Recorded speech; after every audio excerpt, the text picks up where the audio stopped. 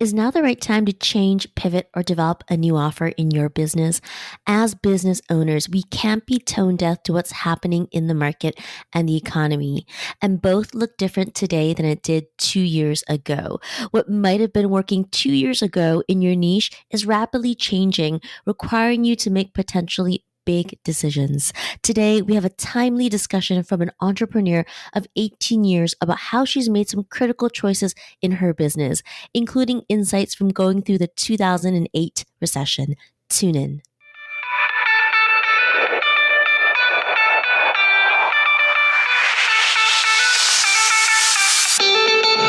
Welcome to the Small But Mighty Agency podcast. If you're a creative consultant or agency owner who wants to know what the roller coaster ride really looks like to grow your business from one to many, you're in the right place. My guest and I pull back the curtains on the realities of growing and running agencies of different sizes and what it takes to build a team. And if you're anything like me, you want more than the highlight reel. You want to learn from the mistakes of others so that you can stop short of making the same mistakes. I'm your host, Audrey Joy Kwan. I spend my days as a coach and consultant to multiple 6- and 7-figure agency owners. For the last 7 years, I've been behind the scenes helping people grow, lead, and operate small but mighty agencies. Here at the Small But Mighty Agency podcast, we'll uncover what works and, equally as important, what didn't work to get these business owners to where they are today. Hey friends, welcome back to the Small But Mighty Agency podcast. Lately, the topic of pivoting and changing has been on my mind. I work with my clients to fine-tune and develop their offers, and the outcome is a service that is easier to position, market, and grow with a team. Sometimes we need more than fine-tuning. We say goodbye to offers that don't align with the vision and develop new offers. I invited Erika to the call today because she's had her fair share of pivots and changes over 18 years in her agency, and this conversation felt timely. Erika, tell us a bit about you and your agency. Sure. Hi, Audrey. Thank you so much for having me. I'm really happy to be here with you today. And it's an exciting day always to talk to other people who deal with agencies and dive into these kind of topics. So my name's Erika Taylor Montgomery. I'm the founder and CEO of Three Girls Media, Inc., and we are a full service marketing agency. We do everything from PR to social media management, graphic design, web design and build, email marketing, all kinds of content marketing, the whole kit and caboodle. And that's really who we are. I'm also a dog mom. I'm a chicken mom. I have a flock of chickens. I'm very happily married to who I think is the most wonderful guy in the world. I love to cook, and that's me. Thanks for sharing the fun facts. I love learning something new about people, and having a flock of chickens is new.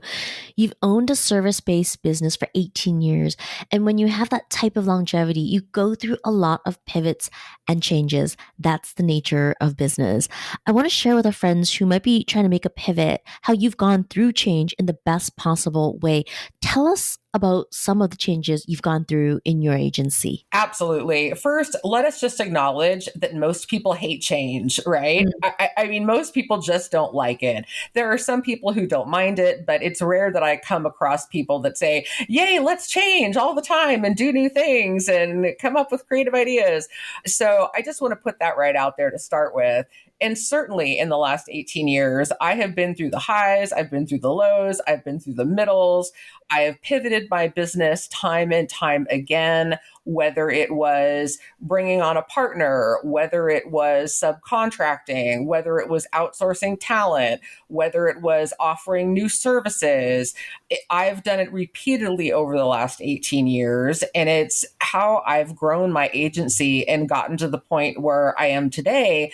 And I actually consider the fact that I was willing to make such drastic changes in 2007, 2008, when the recession hit, that it saved my business. And being able to pivot on the fly and do things differently really kept my doors open. Tell us a bit more about 2007 and 2008. There was a financial crisis and a recession. What happened in your business? Yeah, well, the economy tanked in the nation, right? And so all of a sudden business dried up. businesses were not spending money on marketing anymore. They were taking every last dollar they could to keep their businesses afloat. And often when businesses come across tough times, the first thing they do is cut their marketing budget, which is exactly the opposite of what I think they should do. But not a lot of business owners agree with me there. It's an easy way to save money. And so suddenly our client base dried up and everyone left. And I thought, how am I going to survive with no clients? It's a tough sell right now to go out there and sell marketing.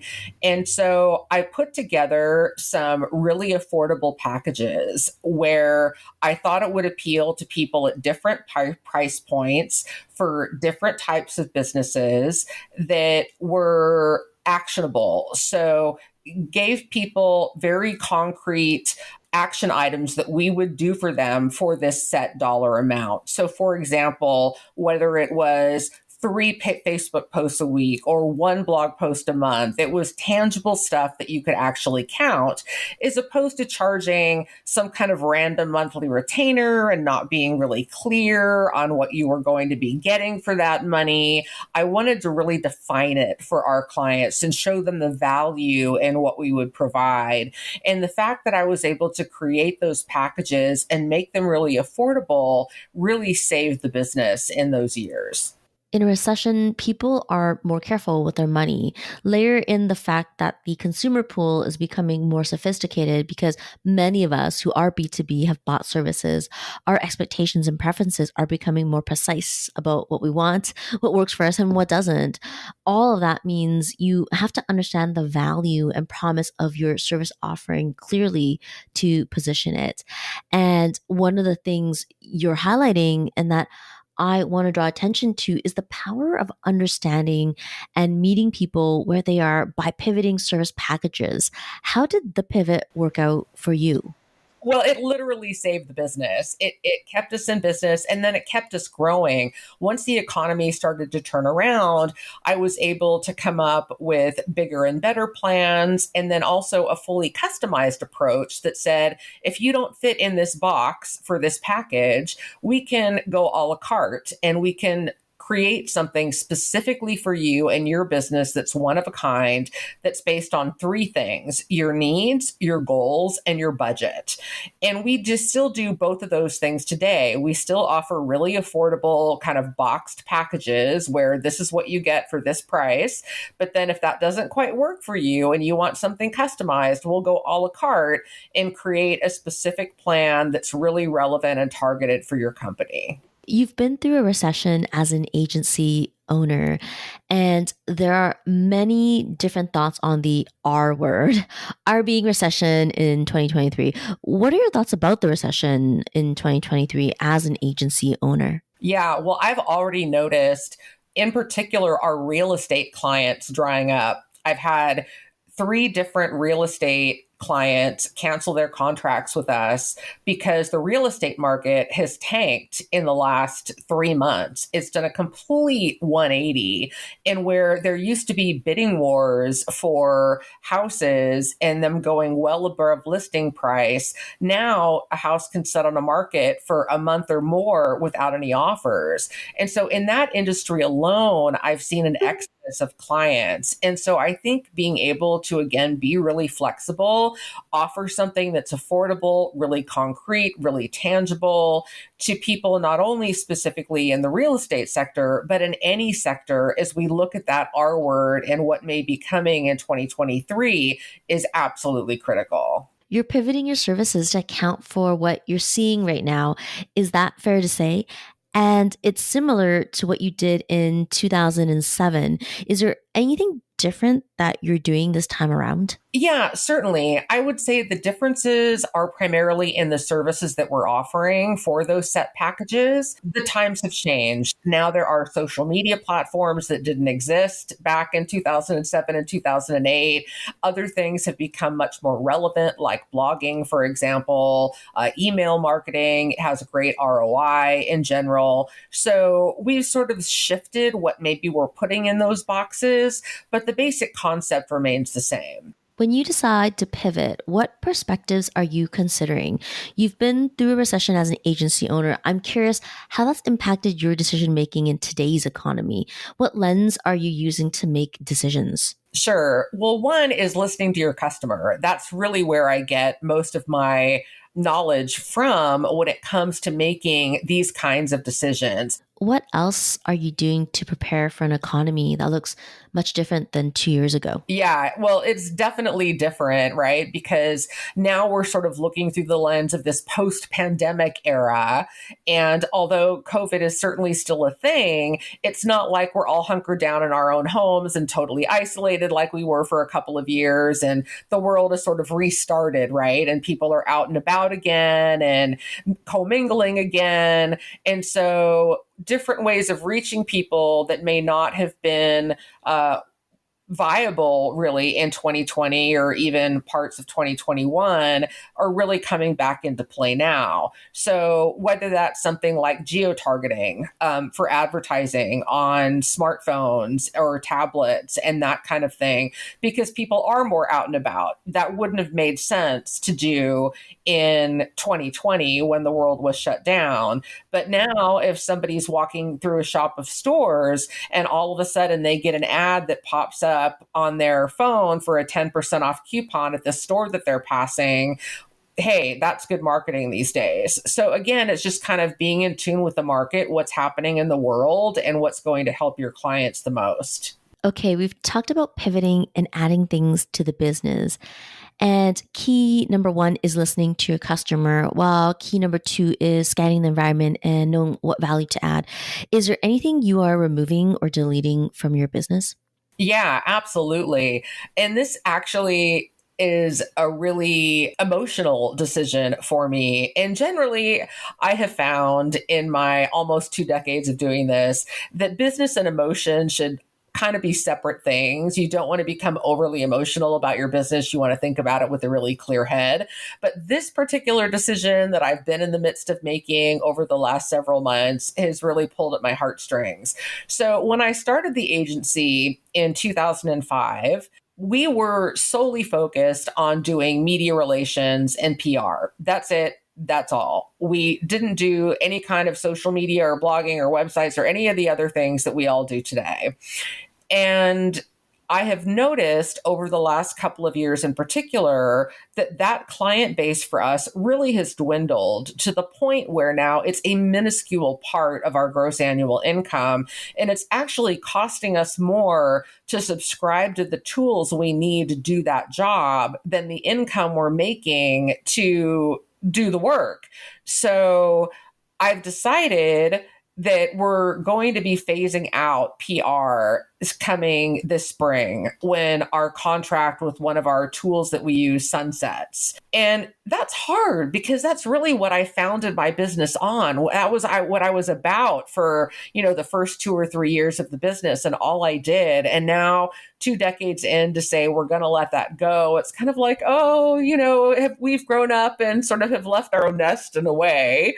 But it's just the reality. And you have to look at these things through a business lens, and you have to be smart about the revenue and things like what you're paying for tools to do the job and if they're really getting you the bang for your buck based on your clientele. If you create a complex business that makes you feel trapped, you will never want to grow your business. You'll do little or big things to self-sabotage growth because nobody wants to scale overwhelm. Not you, not me. I've been there. I learned this lesson as a second in command of an agency. I could not turn off my brain and relax because I would worry about what was and wasn't being done. It wasn't until I looked at the business from a productized service perspective. It gave us more bandwidth to double the revenue and sell and exit the business. Since then, I've been behind the scenes on multiple 6- and 7-figure service-based businesses, helping consultants and marketers who are at capacity get out of being stuck in service delivery and growing. It all starts by looking through the lens of a productized service. Download the free productizer service roadmap. Go to audreyjoyquan.com/roadmap or click the link directly in your show notes.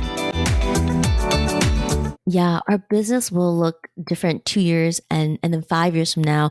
Building a business is less about getting attached to our offerings and more about listening to our customers, understanding how things are changing, and connecting it back to our gifting.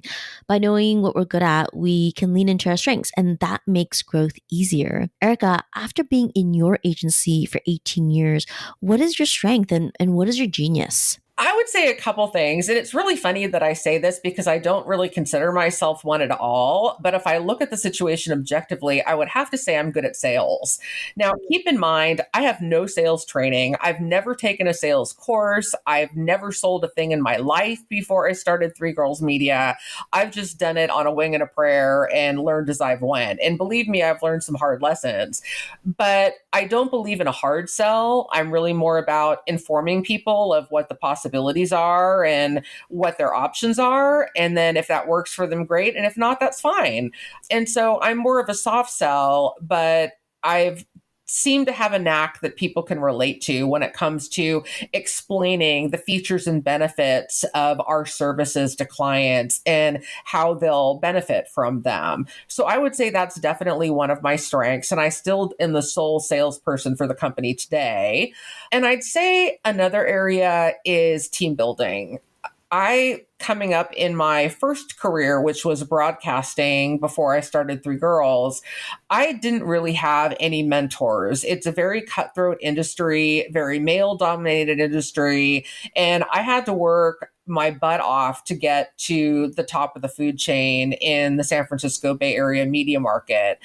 And I knew when I started my own company and needed to hire team members that I wanted to make sure they knew that they were valued, that they were heard. I wanted to prioritize work-life balance. And those are all core tenets to our company culture today.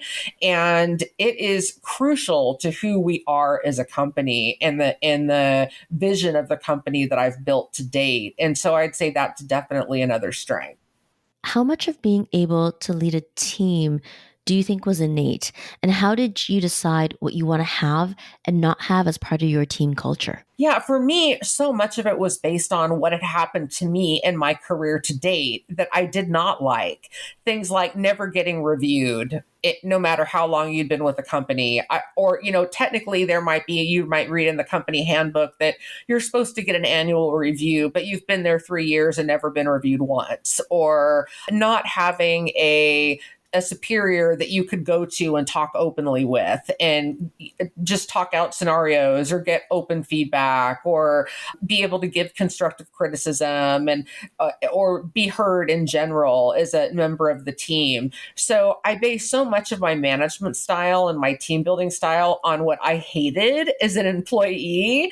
And that's really how I've developed our company culture and our team building is what would I like as an employee? And what would have I wanted in my previous career?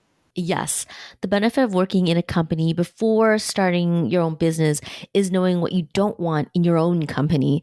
Now, if we were to look back over the last 18 years, what would you say is one of the best decisions you've made? And what is one of the worst? I would say the best decision, and it's actually been multiple times that this has happened, would be offering new services. And again, that really comes down to listening to the need from our clients and realizing, hey, we can do that. That's right in our wheelhouse or something that I know I'm skilled at or a team member is skilled at. So why don't we offer that? And so adding those, I think those are some of my proudest moments and have helped us a lot. In terms of bad decisions, I'm sure I've made quite a few. Anybody who's been an entrepreneur for any length of time should be able to admit that. But probably the worst decision that I ever made in almost 2 decades was very early on in life of the business. I decided to bring on a business partner.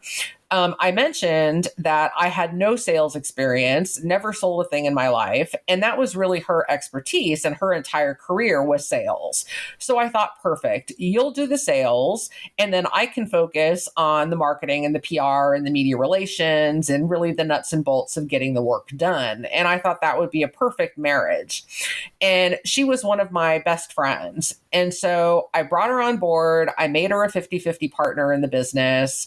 And within a matter of months, it had dissolved into a nightmare. She wanted to completely retool how we were doing the marketing. And although she had zero marketing experience, it would have been like me trying to tell her how to do sales.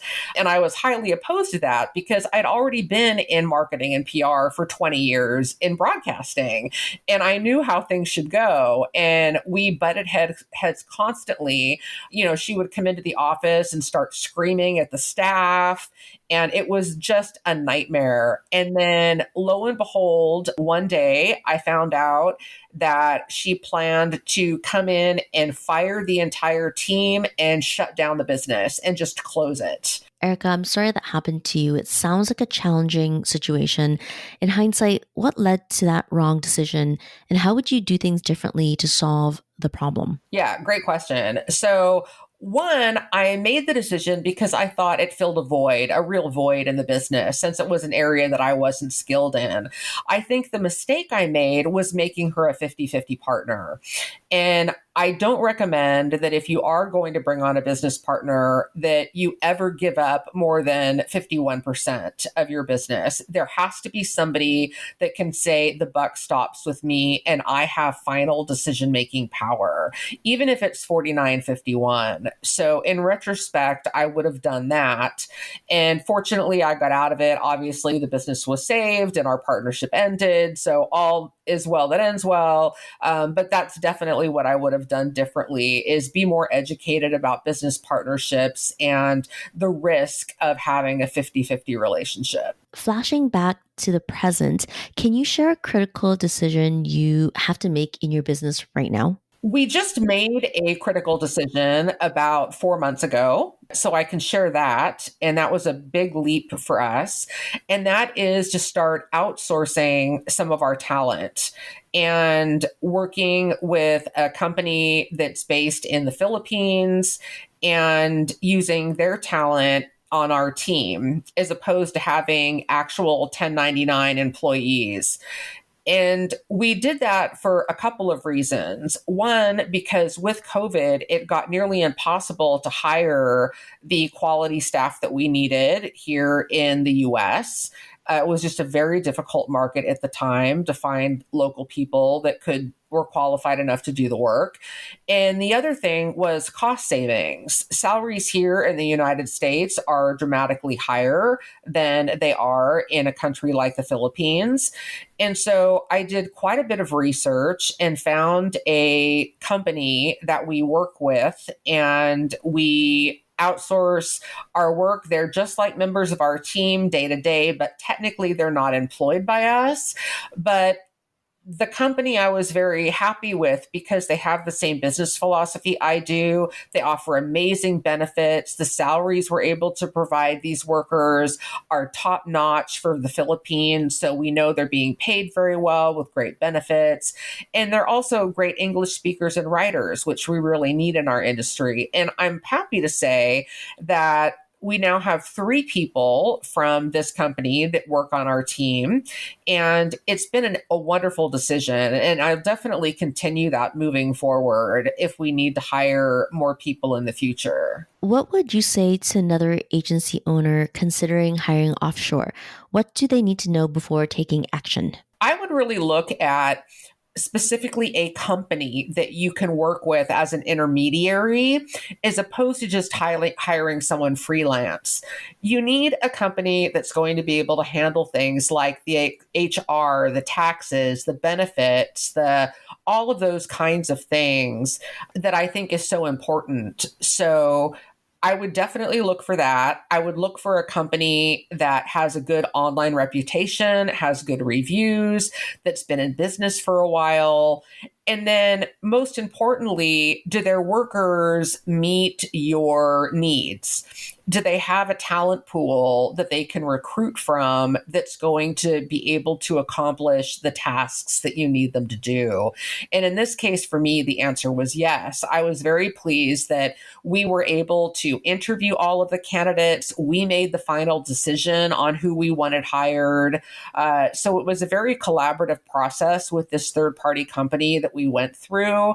And we were very involved in making the decisions on who we brought on board. And it worked out really well. It's been 18 years. You've made many hard decisions. For someone listening who's facing what seems like a big pivot or change, they might be wondering what guides your thinking when making business decisions. Ideally, we're all in business to make money. Maybe we're not all set out to be millionaires, but the whole point of being an agency owner is making money in some capacity. So I would look at the financial decision. Number one is, how is it going to impact you financially as a company? And is it going to be good for your bottom line?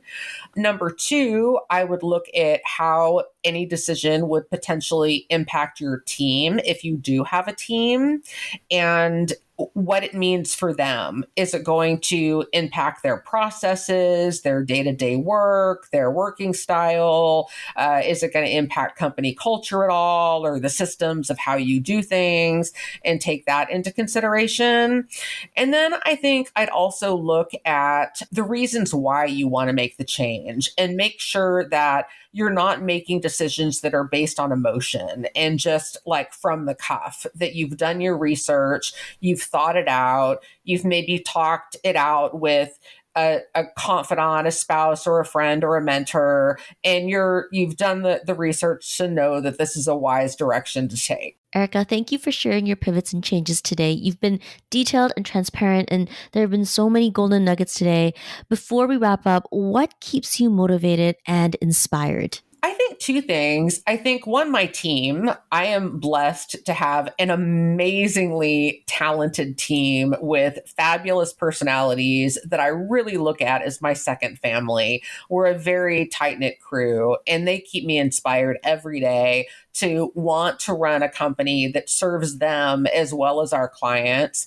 And I think our clients keep me motivated because I want to make sure that we're doing a good job for them, that we're providing the services that we promised in the manner that we promised and to the top quality that we promised. And those two things together really give me all the motivation I need to keep going. Erika, where can people find you online? Yeah, you can go to our website. It's 3girlsmedia.com. The three all spelled out, THREE, girlsmedia.com.